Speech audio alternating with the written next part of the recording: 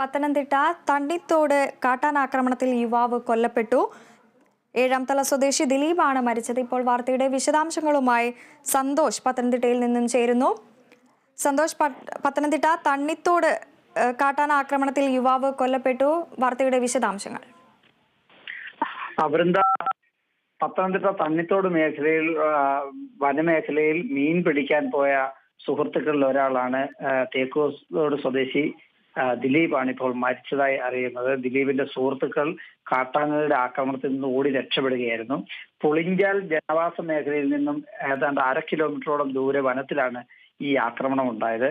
കല്ലാറ്റില് സുഹൃത്തുക്കളോടൊപ്പം 57 വയസ്സുള്ള ദിലീപ് മീൻ പിടിക്കാൻ പോയതായിരുന്നു. ഈ സുഹൃത്തുക്കൾ കാട്ടാനയുടെ ആക്രമണത്തെ തുടർന്ന് അവിടുന്ന് രക്ഷപ്പെട്ട് ഓടി പുറത്തു വന്നാണ് ഇത്തരത്തിലുള്ളൊരു അപകടമുണ്ടായതെന്നും ദിലീപിനെ ആന ആക്രമണത്തിൽ ദിലീപ് മരണപ്പെട്ടു എന്നും ഇവർ പുറത്തു വന്നാണ് ഇത് അറിയിക്കുന്നത്.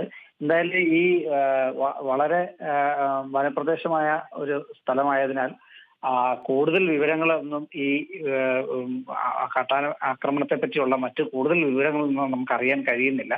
എന്തായാലും ഫോറസ്റ്റ് ഉദ്യോഗസ്ഥരും പോലീസും ഈ സംഭവ സ്ഥലത്തേക്ക് പോയതായി നമുക്കറിയാൻ കഴിയുന്നു.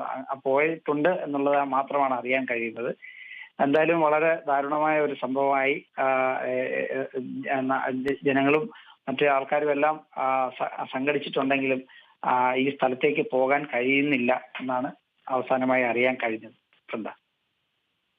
വ്യക്തമാണ്. പത്തനംതിട്ട തണ്ണിത്തോട് കാട്ടാന ആക്രമണത്തിൽ യുവാവ് കൊല്ലപ്പെട്ടു. ഏഴാംതല സ്വദേശി ദിലീപാണ് മരിച്ചത്.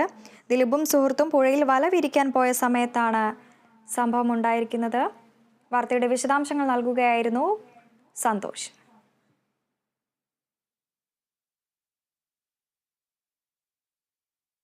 തിരുവനന്തപുരം പനവിള ജംഗ്ഷനിൽ ഉണ്ടായ അപകടത്തിൽ ബൈക്ക് യാത്രക്കാരൻ മരിച്ചു. മലയൻകീഴ് സ്വദേശി സുധീറാണ് ടിപ്പറിൽ